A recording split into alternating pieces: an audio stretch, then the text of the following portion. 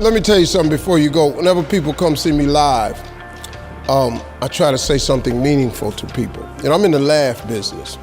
That's my gift. That's what God gave me at birth. Your gift is the thing that you do the absolute best with the least amount of effort. I want to tell you something that can help enrich your life.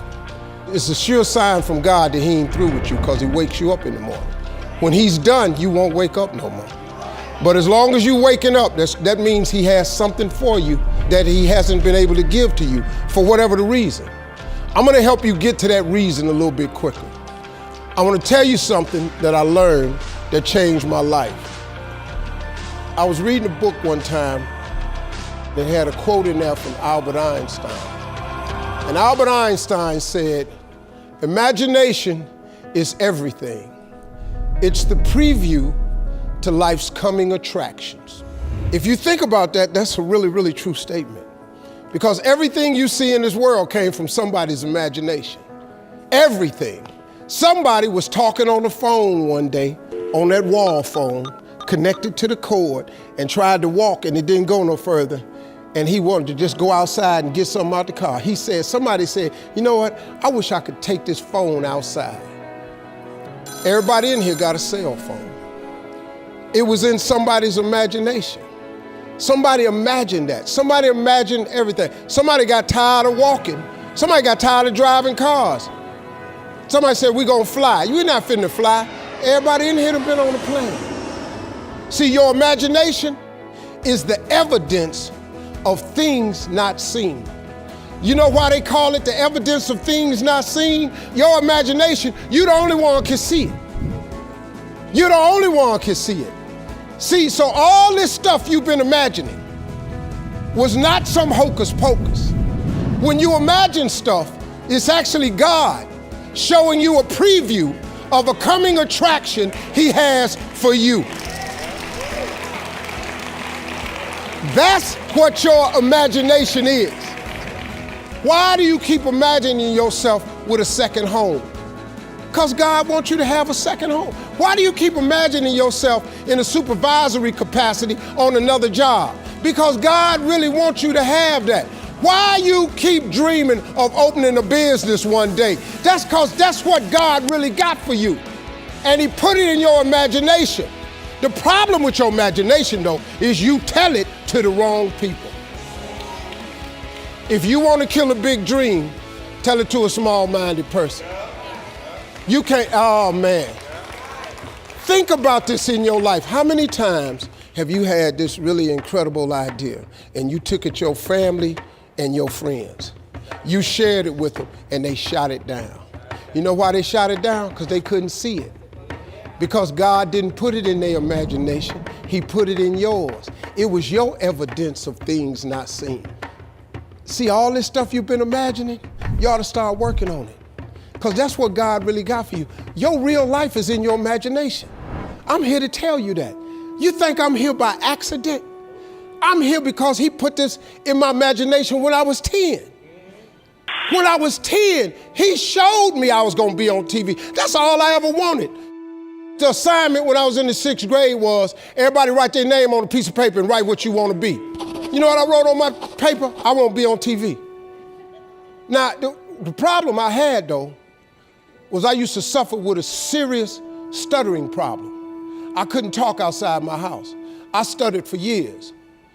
I flunked out of school. I'm on my 3rd marriage. I lost everything I ever owned twice. I've been homeless and lived in a car for 3 years. But at 10, though, I wrote on a piece of paper, I want to be on TV. So the teacher went around the room and read everybody's paper.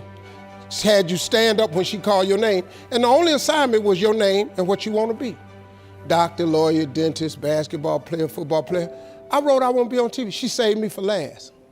She said, "Little Stevie, come to the front." Now I'm thinking, I'm going to the front because I got the best answer. Because ain't nobody had put that on their paper. She called me to the front. I'm thinking I'm finna give me a gold star. But I was wrong about that. She called me to the front to humiliate me. First of all, you know I can't talk. I suffered with stuttering stammer so bad, man. I couldn't talk at all. And that lady lit in on me. Why did you write this on your paper?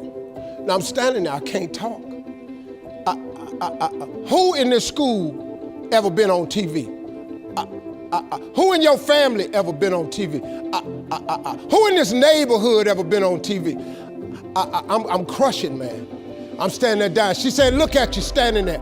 You can't even talk. How they gonna put somebody like you on TV? So every Christmas, I send her a flat screen TV. Because I don't want her to miss me. I do not want her to miss not an episode of me. Because I wanted her to see what God had done for me. The fact that you couldn't see it, it wasn't for you to see. He put it in my imagination. But after 3 years of homelessness, losing everything I ever owned twice, suffering through flunking out of school, go home and cut your TV on. That little boy with the stuttering problem, he all over that TV. You can't cut your TV on. You can't cut your TV on not a day of the week and you don't see that little boy. That little boy with the stuttering problem is all over that TV because God put it in my imagination. All I did was hang on to that thought. I just kept hoping. I just kept hoping that what I had wrote on the paper would come true. A lot of times it wasn't about no faith. I didn't believe it sometimes. When you homeless and living in a car, how you see yourself as a TV star? But I just kept hanging on there. Because my mama was a Sunday school teacher. I kept hearing her say, God,